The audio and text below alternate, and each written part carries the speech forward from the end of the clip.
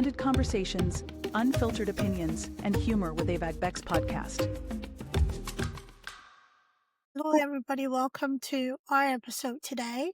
I have the pleasure of having this conversation with Janice Brathwaite. Janice and I met a few weeks back. This was supposed to be done a long time ago, but things got in the way. Things happened all on my side. But I'm glad we're sitting down to have this conversation today. So Janice is the founder and CEO of Workplace Transformations. So let's talk about the workplace and why it was necessary for this company to exist. Many CEOs may be listening and like workplace transformation, my workplace is just fine. But is it though? Is it healthy? Does it serve the need of all your employees or at least have the intention of doing so? So we're going to have that conversation today. Hi, Janice. Welcome. Hi, how are you? I'm doing very well. Thank you for being here. Very grateful to have you. So workplace transformations. Why? Why are we transforming the workplace? Why is that important? Is a workplace? Well, I've been out in the workforce for quite a long time. Right. And one of the questions I asked myself was, why haven't things gotten better for employees? Because it seems like it ebbs and flows. It's a good point, and then it goes downhill, and then it comes back uphill. So what's going on that's causing that ebb and flow? Why isn't it somewhat consistent Right. and positive? So I started doing a lot of work. I said, well, what could cause this? And then as I started to dig deeper, I realized it was the organizational culture of that organization. And I always say that organizational culture is the foundation of any organization. Just like a foundation of a building, there are bricks in the foundation. If those bricks start to crack, the building becomes very unstable. And those cracks are the culture issues that organizations are currently not facing. I won't say they're facing it because they're not facing. Yeah. So my whole thing is to come in and kind of analyze, work with organizations to make sure that they address those culture cracks, so to speak, and find ways, and I provide them with certain documents, a playbook, how to actually address these issues going forward. And so that's how it started with me doing a lot of research and answer that question, why haven't things gotten better? Right. We can't delve in deep completely, but we can scratch the surface because I've seen this a lot, especially in healthcare. Okay. Healthcare has one of the most toxic work cultures I've experienced. Most of my experience has been in healthcare. However, we go through, like you said, there's phases of, okay, enough people have complained. Let's try to do something. But it's always the implementation, the ideation to want to do better is there. Bringing in consultants, talking to people. However, facing the truth that may have already been known about addressing certain managers, leaders who have perpetuated a toxic work environment or a toxic work culture. That's usually where the hesitance comes in. So why do you think that is in your experience? I mean, you're spot on. I worked in healthcare for 17 years, so I'm pretty familiar with some of the issues that healthcare organizations have. I happen to work in community health, which was community health centers, but it doesn't matter. It's healthcare. Healthcare is healthcare. I think that a lot of times that there is not consistency in the way that healthcare organizations do business. You know, they kind of veer off every once in a while to do something different that doesn't really work. It's like they're walking around the dock trying to find out what's going to work. In the process of doing that, they really hurt their employee base because they don't feel that there's any stability. The other thing is that, as odd as it might seem, in healthcare, there's no psychological safety. If a nurse decides to question a provider, a doctor, that's not considered a good thing. Or to say, have you ever thought about this? That's not a good thing. I know what I'm doing. You just be quiet, stand here, and we'll be fine. So I think that there's a lot of that. They're not utilizing their workforce. I mean, I've still got friends in healthcare, and they tell me horror stories about what they're going through. Then they have a manager they never meet with. They don't talk to them.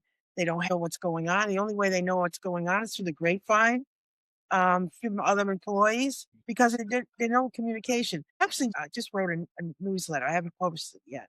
And it's about the Wizard of Oz. So I said, what can I equate this strange thing that's happening with leaders? So I said, it's kind of like the Wizard of Oz. They're behind the curtain, which means they're in their office and they stay in their office. They kind of talk about the wizard, but they don't really know the wizard. So they make it up. Like the wizard's tall, he's big, he's all those things that you saw in the Wizard of Oz. So I said, that's what's happening. And until leaders get out and come out into the workplace and start talking to their employees, not only talking to them about work, but about who they are, what their needs are. And occasionally you will talk about work. And I know I've experience with this particular thing. It's called management by walking around. And I was in banking and I had a staff of about 70 people and they were in a very highly secured area of the bank. So it was very oppressive. They were under camera all the time. They were, in locked rooms. Not they weren't locked in, but they had to lock their rooms. So I said to myself, I don't really know these people. I don't know what their challenges are. I can guess, but I'm not sure if I do. So I started doing that.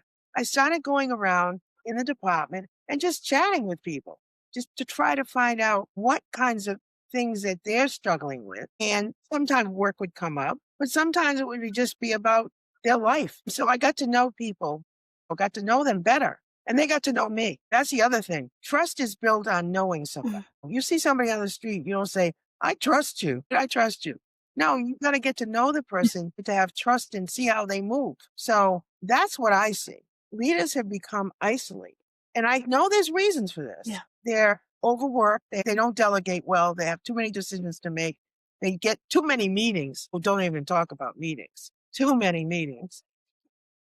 So they don't have time for this. Maybe once a month they have a staff meeting and everybody comes together, but that's not really getting to know anyone.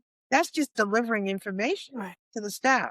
So, so in the newsletter, I give some suggestions on how leaders can implement this process. And in the beginning, it's going to seem really strange, but over time, you'll find you learn a lot of the things that you never knew. I see a lot of companies, again, speaking from a healthcare perspective, implement a pseudo version of what you just talked about, getting to know your employees. However, it's usually, hey, we're having a quick in-service or rounding or whatever, and it's kind of like a drop in a bucket. Yeah. Where leaders come, we stand in a huddle, we're having a quick huddle, we stand in a huddle, we give updates, and then it's like, hi, how are you? Great, good job. Right? Yeah. And that is considered that. And in coupling that kind of huddle with stay in your place mentality, that really is something that happens in our healthcare system where we do the advertising in the hiring process where we want you to be open. We want you to bring things up. However, when you're that person that identify issues and rightfully bring it up for meaningful change, you're labeled the troublemaker. So how do we not pretend with a pseudo get to know our employees with huddles to really walking around and getting to know our employees and introducing ourselves and being present and also listening to concerns without terming people troublemakers? Because very easily, once you're tagged a troublemaker, it's very easy for you to lose your job in a matter of months. And I think that's a very good point about not being labeled a troublemaker. Right. Depends on the intent in which the leader goes in. If that leader is going in just to dig for dirt, they'll find you. If they're really going in to learn something about you, then that's what's going to happen. Yeah. As a leader, you have to change. I'll give you an example. So when I was in banking, I was doing management by walking around, and I did it a few times, and I went to, was talking to one person during one of these walking around sessions, and she didn't seem quite okay. Something was up. I couldn't figure out what it was, and I'm like, that's interesting. So we built a relationship. So she said to me, I don't know if I can tell you this or not. That's totally up to you. If you feel comfortable telling me something, I'm more than happy to listen. So she told me that she had a drug addict problem. She'd been struggling with it. And that's what I saw. That's what it kind of out of sync kind of thing, but you couldn't put your finger on it. And she said, I don't know what to do. And I said, well, let's work on this together. I have some resources that I know of that maybe can help you out. Thank you so much for telling me, Yeah. rather than suffering in silence and waiting for something to happen. One day you come in and you're not yourself and something happens and then you get fired. And that's the thing. I mean, the other thing was I'm doing management by walking around. I found someone who was stealing money. It's good. The person was covering it really well, but you have to be open to hearing things. Right. You're going to you may not like, you may not agree with, but you've got to go with the idea that everybody has a right to their opinion about things. And you've got to be open to listening to what they say. There may be times when you can do absolutely nothing about it. Mm. You've got to be honest. When we had a big backlog when I was in banking and cash and getting it out of the vault, I was giving people an opportunity to kind of run the department the Mm. way work was done. And we had a really big backlog and they were having these like 15-minute meetings, like those huddles you're talking Mm-hmm. about, wanting to kind of strategize how they were going to set up the day. So I would just sit in my office and they would have these meetings. And one day my boss came to me and said, "Oh, Janice, I think you're going to have to stop those meetings." I said, "Why?" "Well, we got a big backlog and we need to really focus on that." I said, "Well, kind of that's what we're doing. By having these meetings, we're focusing on doing the best production that we can do or producing the best we can." So we went back and forth a few times, but then when it comes down to it, the boss is the boss. So now I'm saying to myself, how do I explain this to the people that I'm now going to take away the empowerment that I gave them? So I was straightforward with them. I said, we're in a bind. We've got too much cash in the vault. We've got to get it out temporarily. We're going to have to stop the morning meetings. Nobody said anything. So I said, okay. So one morning I came in and Mm. I tell this story quite often because it kind of speaks to what we're talking about. I was in my office and it was a glassed in office. And it was like they started at 8 o'clock and it was like 10 past 8. And nobody was around. Nobody was in their rooms. Nobody was walking around. It's like I saw people come in. I know they're here, but where are they? So I got up and I walked out of my office and down the end of the hall, they were meeting. Because once you empower people, you can't take it back. They saw the value in it. And I'll tell you, that was one of the highest points in my career. That they saw the value in it. And we're not going to let anything stop them from doing the best job that they could. And the way they felt they could do that is if they played to the strengths of the people who counted the cash, in for one deposits. It was amazing. It was absolutely amazing. What did you do? I didn't do anything. I just went back in my office and sat down. I was like, I'm not saying anything.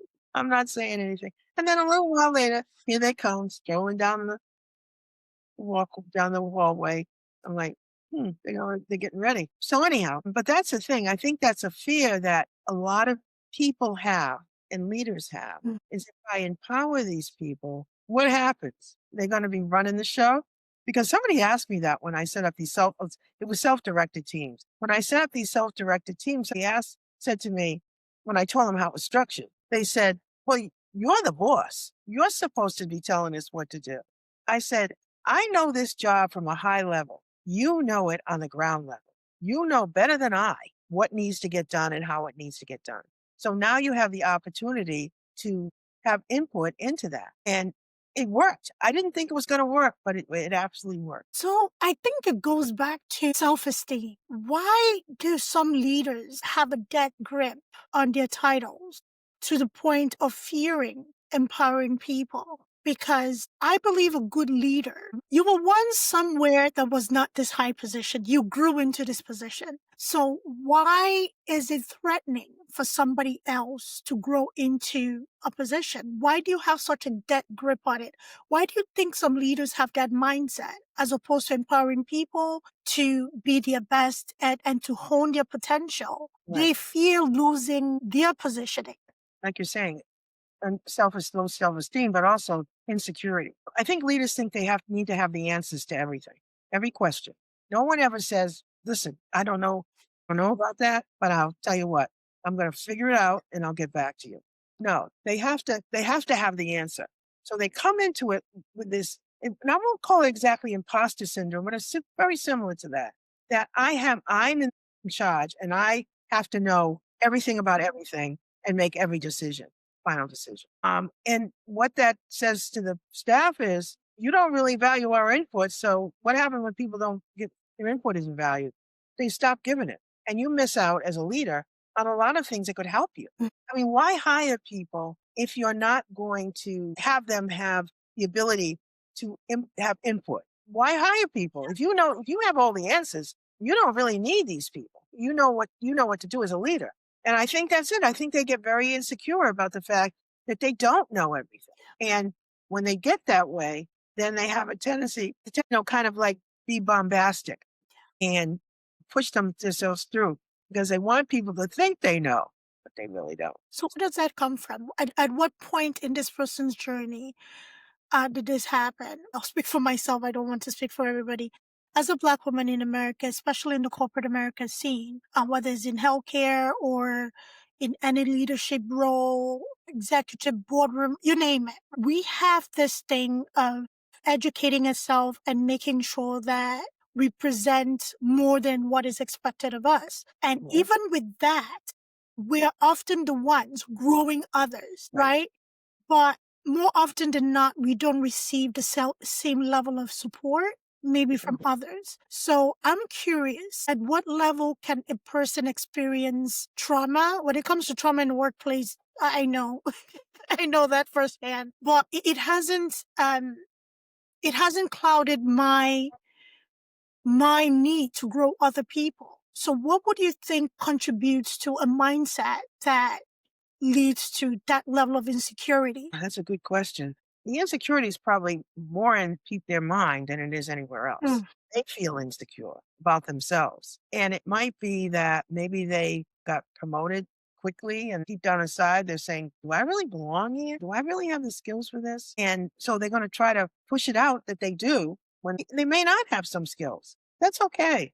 That's why you have coaches, executive coaches, to walk you through certain things and to get you to understand that this is a better way to do it. Mm. But yeah, I think it's mostly about that they can't seem to say, I don't know, but I'll find out. And somebody asked me today, are toxic leaders born or made? A little bit of both.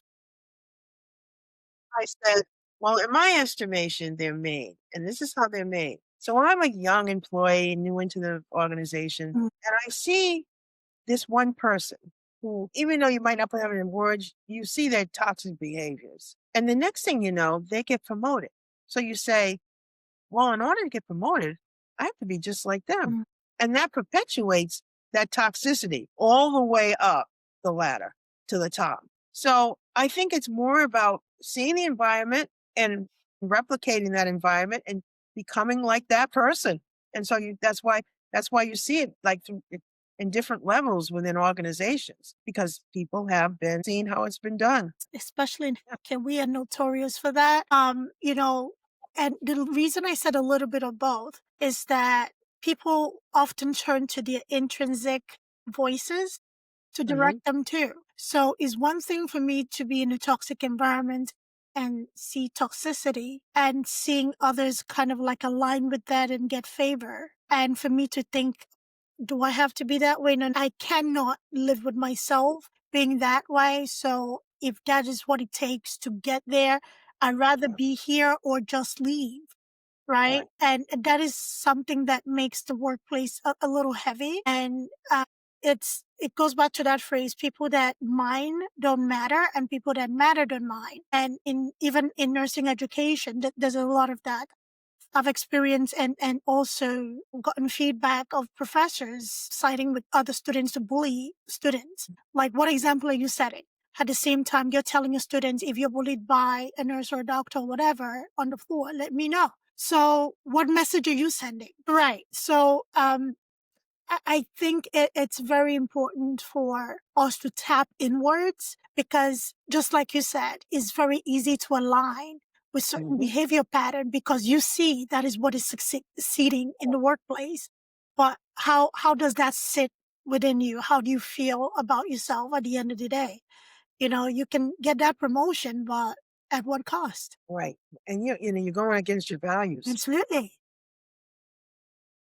for gain, basically, to gain a higher position. Well, I made a decision a long time ago. When I came into the workplace, I didn't really have an idea of how you moved up or anything. And as I started to see this, I said, that's interesting. I wouldn't have thought that that person would get promoted. And I think at some one point in time, I started taking on some of those ways. And then I stopped myself and I said, this doesn't even feel good. It feels really awful. Yeah. Why am I doing this? Why am I not just being who I am? And from that point on, what you see is what you get. I'm not going to try to be false. I'm not going to try to blow smoke. I'm not going to do any of that. I'm going to be honest and straightforward, but I also want to be supportive Yeah. and somebody you can come to and talk to. I mean, I've had employees tell me all kinds of things. And people that didn't even work for me. Last place I worked, people would come in and I was a chair in the corner. They would come in and said, sit down. And they say, "You're not gonna guess what's," and then they just talk to me, I'd listen and, if they needed advice, I'd give them advice. It was, and I think that's what happens when you become authentic. Hmm. That's the word. Authentically who you are. People trust you because they know exactly what they're gonna get. And that's it, that authenticity, and you cannot fake it. And people can always gravitate. You mentioned the employee who came to you about having that addiction. That was Mhm. such a brief thing. It's Yes. not easy to admit to having an addiction, and it's not easy to identify somebody. And you have to think back. This employee probably has family, extended family members. They have friends, and they have people outside that maybe could have supported them or be their foundation, but they didn't feel comfortable enough to go to those people, maybe because of fear of judgment or not just having, that support, but they came to you. So addiction is something that is a disease. Unfortunately, as a society, some people still don't look at it as a disease. They feel it's a choice that people make and you can easily walk away from.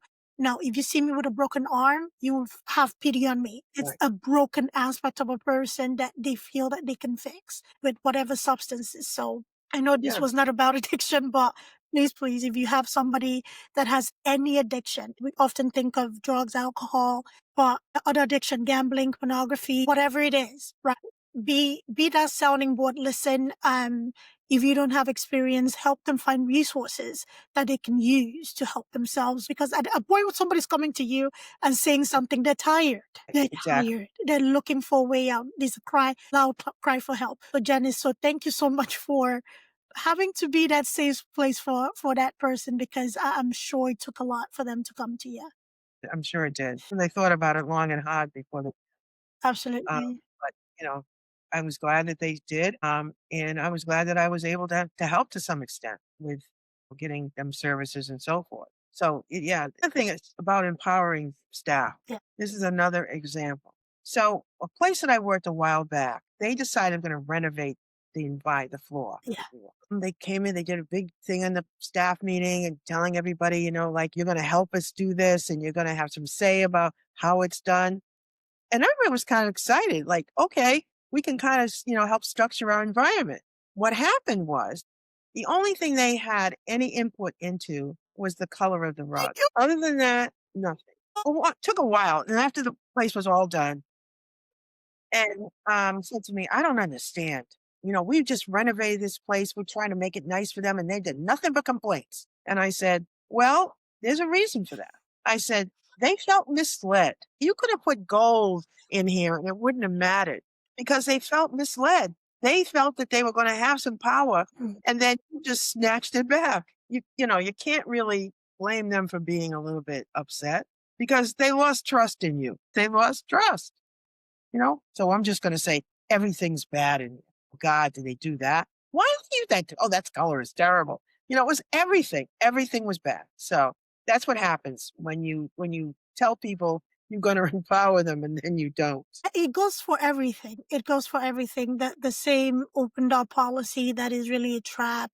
People lose faith. They lose trust. And, Mhm. you have, things suffering. Okay, why is it that people are not, taking initiative? People are not doing this. People are not doing that. That's because when, they raise a concern or possible have an opinion for process change, you whack them down like a whack-a-mole, right? Right. That could be it. Maybe have you looked at that? And sometimes leadership has a blind spot to their behavior. or their processes, right? Or rules or policies that actually affects, the morale of the employee. In that regard, how can leadership of any organization learn to look in the mirror? Like, what part are we playing, policy wise, culture wise, that may be leading to low morale within the employee units? Sometimes they want to point fingers elsewhere, but Right. the other fingers are pointing this way. Are you looking at yourself? Are you looking at what you're doing? So, for any leader listening to us today from any organization or even a founder building out their company, how can they assess their behavior, their policies, or their foundation, their cultural foundation that may lead to morale? When someone's put in a leadership position or promoted to a leadership position, there are certain, they might have been very good at what they did. Mm. And that's probably how they got there. But this is a different skill set. Leading an organization, a different skill set. Yes, you've got to hire people who can do the job the way it needs to get done. But you need to be the one kind of setting the course, looking over the organization, seeing what needs to get done, seeing what needs to get changed, not being involved in everything, but you have to be involved in high level things. And I don't think most leaders are. I think that we're promoting people into positions that, I'm not saying that they couldn't learn how to do this, but they currently don't have those skills. I had somebody tell me that a while back that somebody had been at a meeting and one of the leaders just called somebody out right in the middle of the meeting. Just said something terrible. And everybody was like, oh, God. But they thought, well, if he did that to them, he can do it to me. So now they're not going to give any bad feedback. They're going to give any feedback. Like the dog in the window, their head going up and down. Yes. Okay. And you know yourself, it's not right. And I said it's like, I was saying it was like a I used to say those joke, and when I was in a company, an organization, when we walk out of a staff meeting, I would turn to someone and say, "Did you see that hump under the rug? What are you talking about?" I said, "You didn't see the hump under the rug in the middle of the floor. No, what are you talking about? What hump? Those are all the things we've swept under there and have never addressed. But you know what? At some point in time, someone's going to take a broom and stick it under there, and and you're going to deal with it." But that's exactly what it's like. They just sweeping it under the rug. Yeah. Like you've heard in staff meetings and in meetings, like they kind of poo-poo it, and, like push it to the side, Yeah. or say, "Well, we'll get back to that." How many times do you hear that? We'll get back to that. We'll never get back to it because I don't want to talk about All it. right. So that's my analogy for the way certain things are done when it comes to taking in ideas from employees. So don't sweep it under the rug. So about leadership and skills, I'm going to my place of reference, healthcare.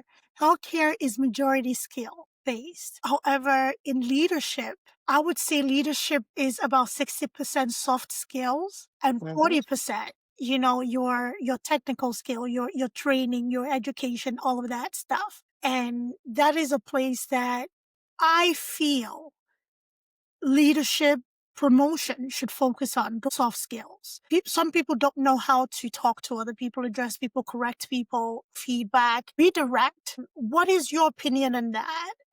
Soft skills and authenticity kind of like goes hand in hand.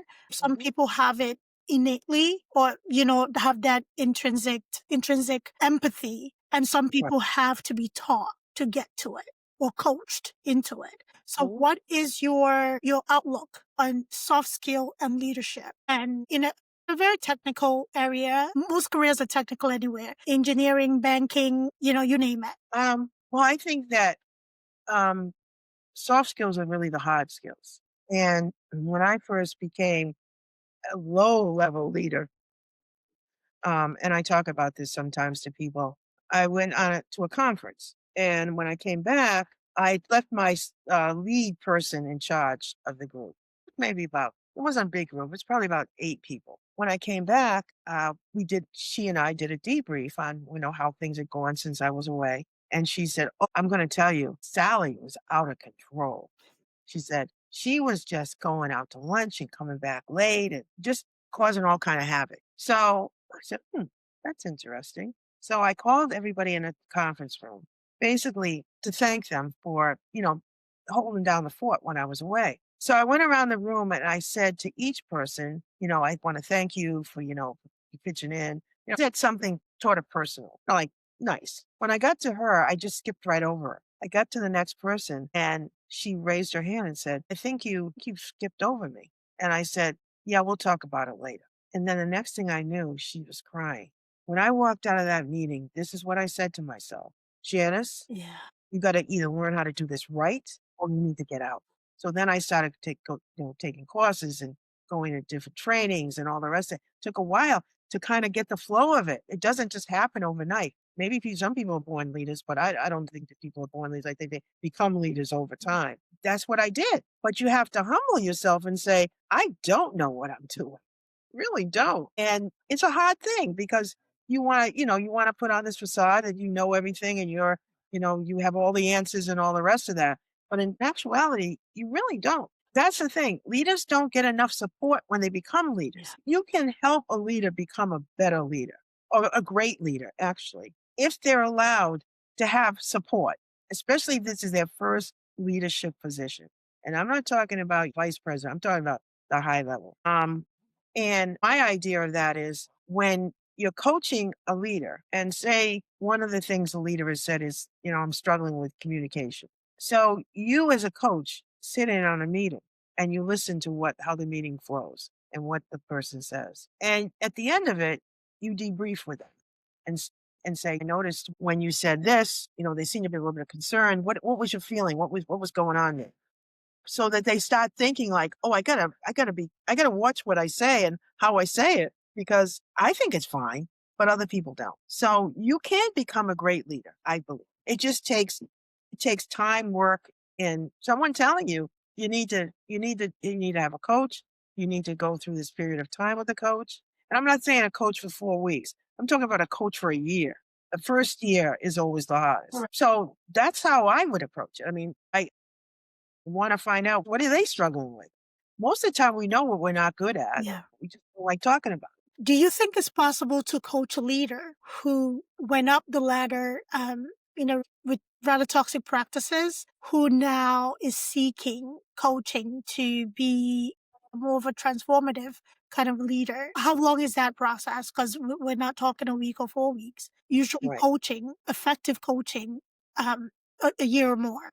Do you think it's possible for somebody to unlearn a lot of their bad habits that maybe have spanned a 10 to 20-year career? If they really want to. Okay. It's always about, are they feeling that they're not as effective as they could be? Something's causing them to have this feeling of something's not quite right, that kind of feeling. And so most of the time when, you do like not an assessment, but you get people to talk about the things of their strengths and what they'd like to improve on. And it gives you kind of a roadmap as to where you need to go with this particular leader.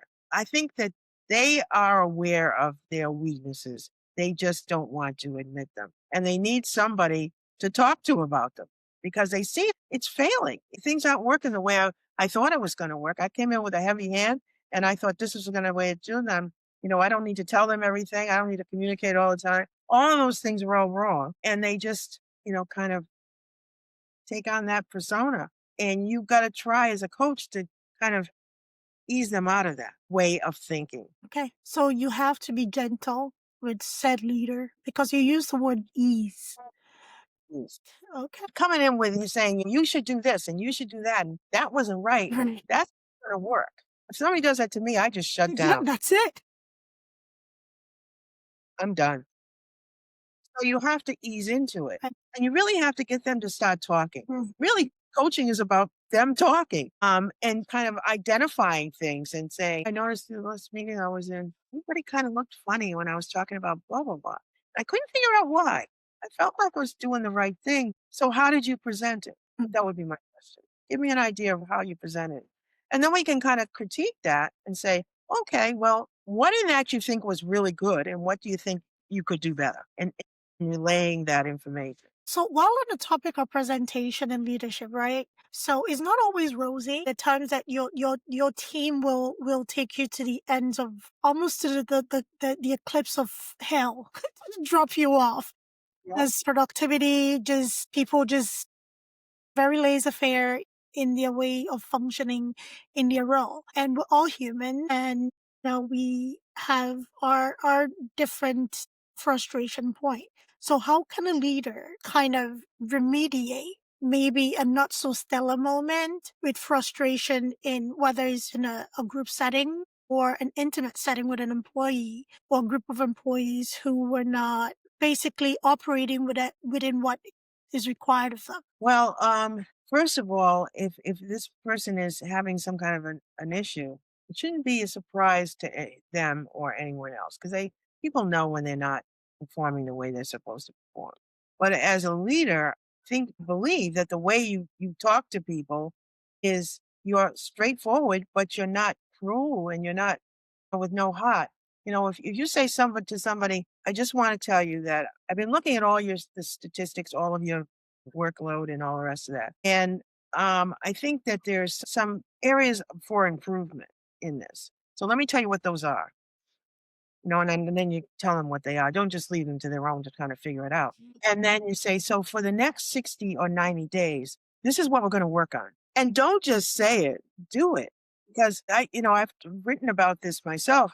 Performance improvement plans are being used in a very nefarious way today. Yes. Get people out of organizations Yes. that they don't particularly think of. And then they might not have nothing to do with the performance. They might not like it. Absolutely. So but they might have to bored with the program, so to Yes. speak. So let's find a way to ease them out. And that is not what a PIP is for, but it's being used like that. And believe me, when COVID happened, I'm going to divert from it. A lot of people left the workforce, and especially in healthcare. Mm. They realized that work is just not good for me, and they chose other career paths. And you can't really blame them for that because, as you're saying, these kind of toxic behaviors exist in healthcare. And so, if people have a chance to escape, they're going to escape or stay there, which is worse, and just be totally disengaged and take a paycheck. And that's about it. Mm. That's all you get. So I think that was a big learning lesson. It should have been for healthcare and a lot of other organizations. Yes. That why did this happen? What made it happen? And how do we prevent it from happening in the future? Because there might be another COVID, or there might be another emergency, or there might be something just coming up in business, Mm. a merger, for instance. Yeah. So how do we do this? So kind of doing like a debrief on a better way to deliver these kinds of messages. I don't think leaders are very good at that. Mm. Like if there's going to be a layoff, you hear whispering. Everybody knows something's coming. Not sure what, but they think it's a layoff. And rather than being straightforward and standing up in front of the people in your organization and saying, sadly, we're going to have to make some changes. And this is going to impact some of you. And for that, I'm very sorry. But in looking at the way we're trying to move forward, we can't get there and blah, blah, blah, blah, blah, blah, Right. blah. Give them a full picture of why you're doing what you're doing. They're not going to like it. Nobody likes to get laid off. But at least they know, well, it wasn't arbitrary. They didn't just go down a list of names and say, okay, check, Janice, down the list, and put a check beside you and say, those are the people that are going to go. Oof, we don't have enough time. We really do not have enough time to talk about the nefarious ways PIPs are used and also how layoffs are kind of cherry picked in some Yes. organization. And that is why they cannot be honest. There was a recent layoff that happened in one of the major news media, and a young man created content around it. And his outlook of what happened was that only a certain demographic of people were laid off, and people in that department who were of a certain demographic were redistributed into the company. And Yeah. most often than not, when layoffs happen in certain situations, there's usually that cherry picking. That is why sometimes it comes as a surprise. There's no transparency and leads to further corrosion of trust. And when people decide to function at bare minimum, you wonder why, or paying you according to the market outlook. right? Even if this person is going above and beyond and doing more than is required of them, and they Right. can get a raise. However, when they decide, okay, I'm going to function within, this, Right. description, then you decide to start a PIP on them. Why? Because when they were performing at peak capacity, there was no reward. Nobody asked why. What happened? Nobody asked what happened. So that is such a deep conversation, how something that was meant to be support and kind of a coaching tool for Mhm. an employee to get Right. them to maybe understanding their roles better or understanding the value of their role to the company. It is now being used, especially by toxic leaders, as a way to push people out the door, because at the end of the day, they understand that once the legality gets involved, that you're going to have to show up in court with evidence to show that this person several whatever. And Right. for anybody listening, please keep records, keep email records outside of your company email. Just so you know. But unfortunately, these are the kinds of cultural things that sometimes companies do not want to address, or they recognize it. They profess to want to address it. Mhm. However, they either stop or find a way to hump in the rug. You talked about sweep things Yeah. under the rug, and then what happens? It just compounds from there. It's sad. As we're rounding off this conversation, Janice, what do you think the cost is to that proverbial sweeping under the rug that some companies do, even though they recognize that they don't have the healthiest workplace culture? Well, first of all, like you said, it's recognition, and the only ways you recognize things is really to see it. Some people in black and white, and that's why I think when you have a culture issue, and usually leaders tell me it's like one thing. The reason why we're struggling, but it's more than one thing. Mm. And the more I drill down into the organization, the more I find that there's many things that are causing this. And so leaders, of course, want to get it fixed. Yeah. Let's get this thing fixed. But I think the best way to do this is to find out what your culture is. I mean, I do a deep assessment of an organization with a lot of employee input. And it's not like an engagement survey either. To get as much feedback as I possibly can, because I'm going to make recommendations. I need to know what the problems are, Right. because obviously you don't, or you think you don't want to admit. So that's how I approach it. Okay. I think that until organizations start really trying to fix the foundation, they're going to continue to have low recruitment, low retention, and not as much productivity as they could have. They can make a decision about like they want to live like that or not. But I want to get back to the PIP before we end. Yes. One thing about a PIP, it's called an improvement plan. So what resources are you going to give that person to help them improve? You can't just leave them hanging. You figure out what you're going to do. That sometimes it's important to bring in resources. They don't like I say, it's a punishment, not an improvement plan. It should be called the PPP. You should. But anyhow, so I'll leave you with that. It should, because that's the way they're using it now. It's so disgustingly sad. Yes. It should be called a PPP. Well, I agree. I really agree on that one.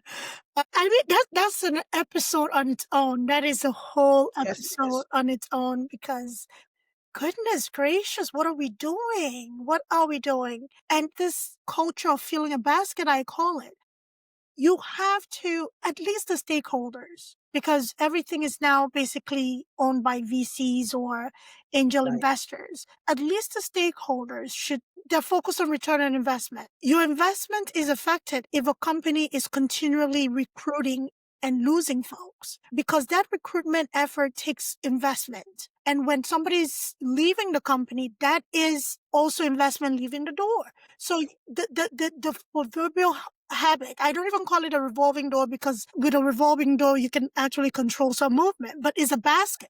You're constantly refilling a basket. Something should Exactly. help retention, right? What is the behavior that is leading to this basket emptying? Or why are we not using a bucket? Why do we have a basket? Why is the organization a basket? So there's a whole lot that can be discussed on that end, and it takes the behavior of a manager, it takes a behavior of a leader It doesn't matter what your position is. Be that difference. Maybe you're the one person everybody needs to model. Yes. If you're following the crowd and being like everybody else, then I mean that it becomes, a culture that everybody has. But if you Right. model something different and people actually see that behavior being effective, you'll start being the reference. Like, why, Right. look at that department that they're doing well. Right. Things of that nature. I think people sometimes are just not comfortable in being bold because nobody wants to stand out like a sore thumb. Especially if you feel like everybody around is behaving a certain way. As they say, you're not a team player. Janice, I don't know what it is about me. I enjoy that.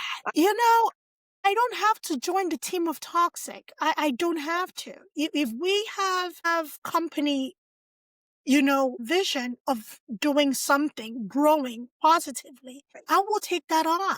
However, Yep. I would take that on with humanity and empathy and whatever comes with it. There's no reason to have a crab in a bucket mentality. It doesn't work for anybody. No. You succeeded in cutting somebody down today. Yours is right around the corner. You just Exactly. wait.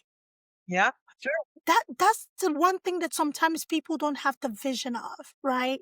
You're fitting into this toxic culture of dismantling people or affecting people in a way that is not healthy. And right now, it may be working out for you, but when your turn comes, are you going to complain about it? Are Right. you going to be surprised? You shouldn't Yes. be. Don't be. Culture is. Yeah. That's It's it. gonna come.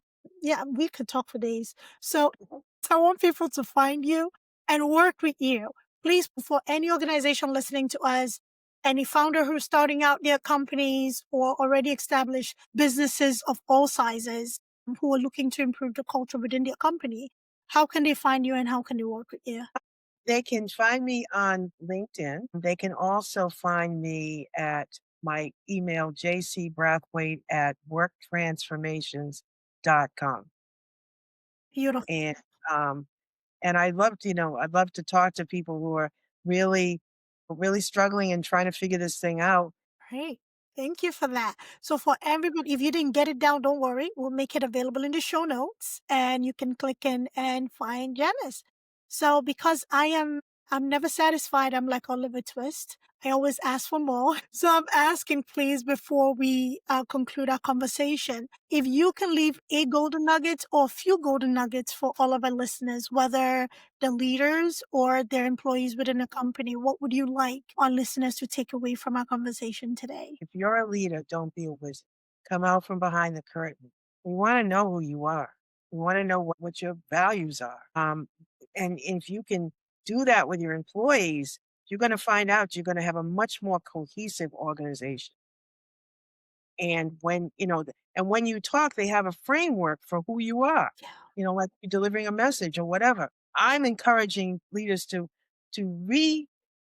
revitalize management by walking around. Don't be a wizard. Yeah. I love it. Don't be a wizard. There's no need to be mysterious. Your employees want to know you. And yeah, it makes for an easier relationship. So thank you, everybody. I benefited from this conversation. And yeah, I hope you did too. Thank you, Janice. This was such a lovely conversation. So much. I really appreciate the opportunity. Thank you. I'm grateful for your presence. Thank you so much. All All right. right. Bye, everybody. Yeah. Thanks for tuning in to Abeg Vex podcast. If you enjoyed today's episode, don't forget to subscribe, rate, and leave us a review. It really helps us out. We'd love to hear your thoughts and continue the discussion. So join us on social media or drop us a message. Until next time, keep exploring, stay curious, and keep pushing the boundaries of your world.